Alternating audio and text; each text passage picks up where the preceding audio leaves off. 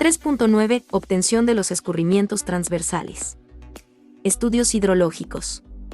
Al construir una carretera se altera notablemente el equilibrio natural de alguna de las corrientes que cruza con el trazo. El agua busca de nuevo su equilibrio modificando las características hidráulicas y geométricas de su cauce, y en ese proceso puede causar severos daños.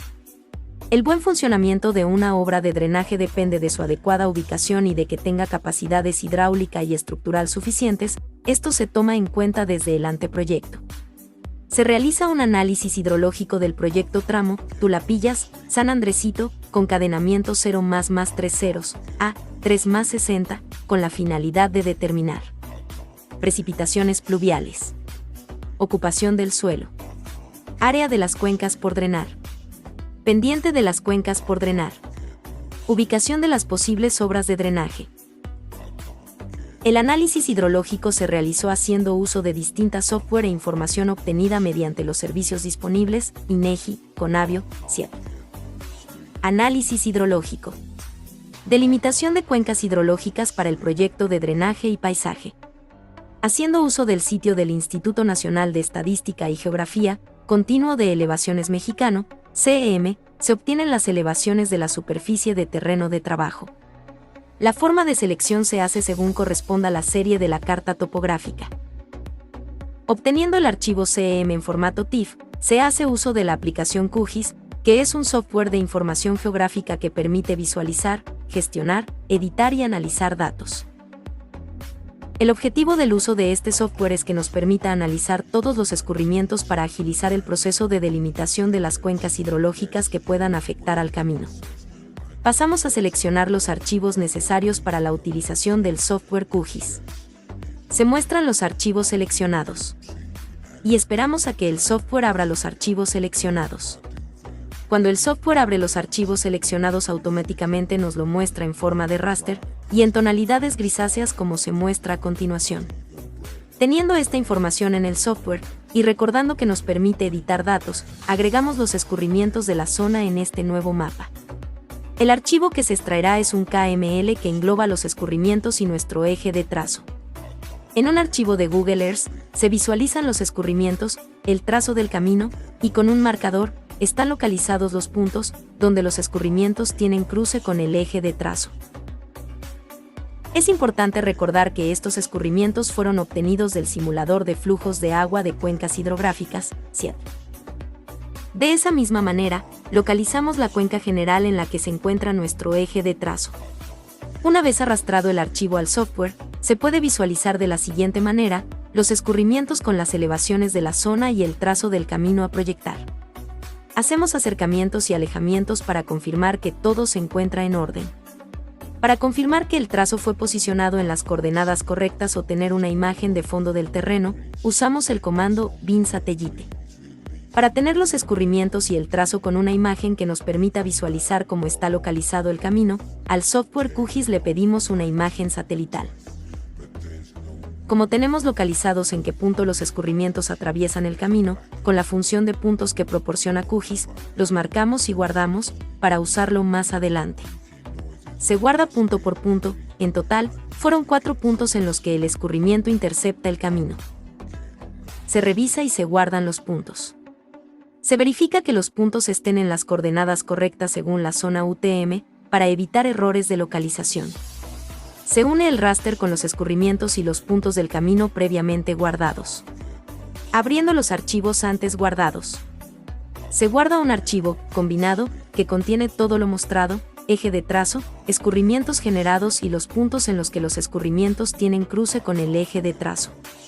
Se hace uso de Saga, que es un software híbrido de información geográfica. El primer objetivo de Saga es dar una plataforma eficaz y fácil para la puesta en práctica de métodos geocientíficos mediante su interfaz de programación. Se hace uso de este software para poder definir mejor los escurrimientos. En Saga se abre el archivo que se guardó como combinado. Saga, al igual que QGIS, abre los archivos en forma de raster. La diferencia es que ahora lo muestra en tonos rojos, amarillos, verde y azul.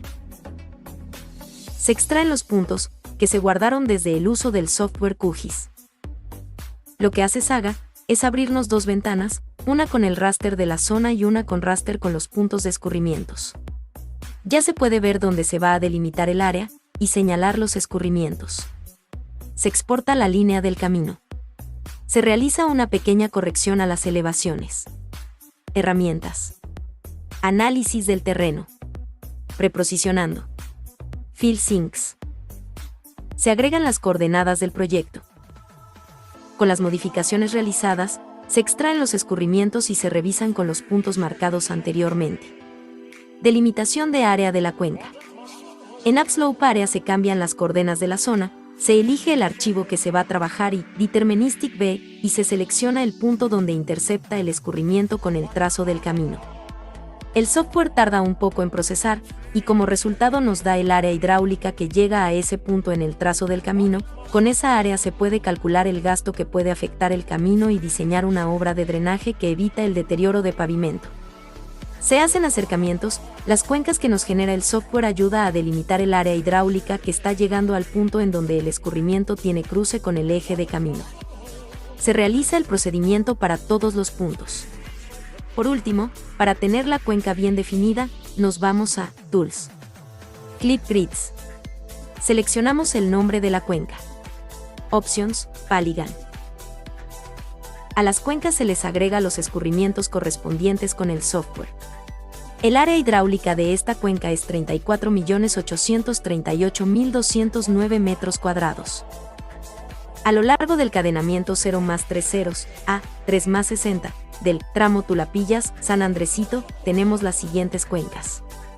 Una vez obtenidos los escurrimientos, es importante identificar los escurrimientos que tienen cruce con el eje de camino, para implementar una obra de drenaje transversal y así evitar afectaciones en el camino. Para poder proyectar una obra de drenaje, se requiere conocer la pendiente del escurrimiento que cruce con el camino y el gasto a drenar. Se muestra el drenaje transversal en el proyecto.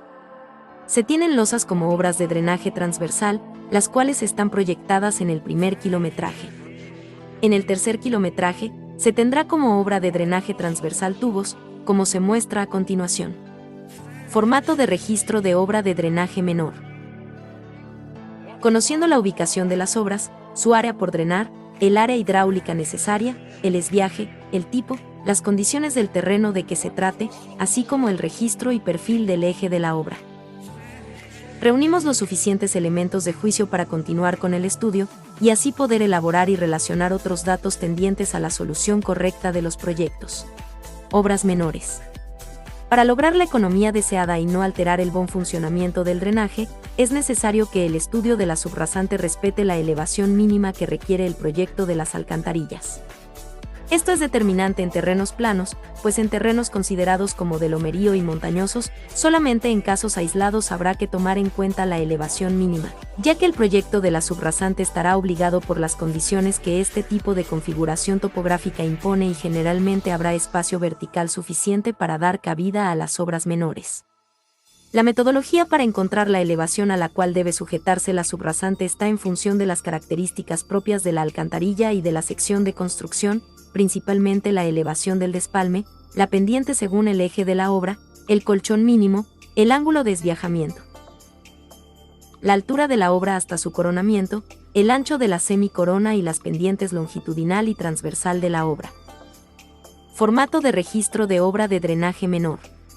Conociendo la ubicación de las obras, su área por drenar, el área hidráulica necesaria, el esbiaje, el tipo, las condiciones del terreno de que se trate, así como el registro y perfil del eje de la obra, reunimos los suficientes elementos de juicio para continuar con el estudio, y así poder elaborar y relacionar otros datos tendientes a la solución correcta de los proyectos.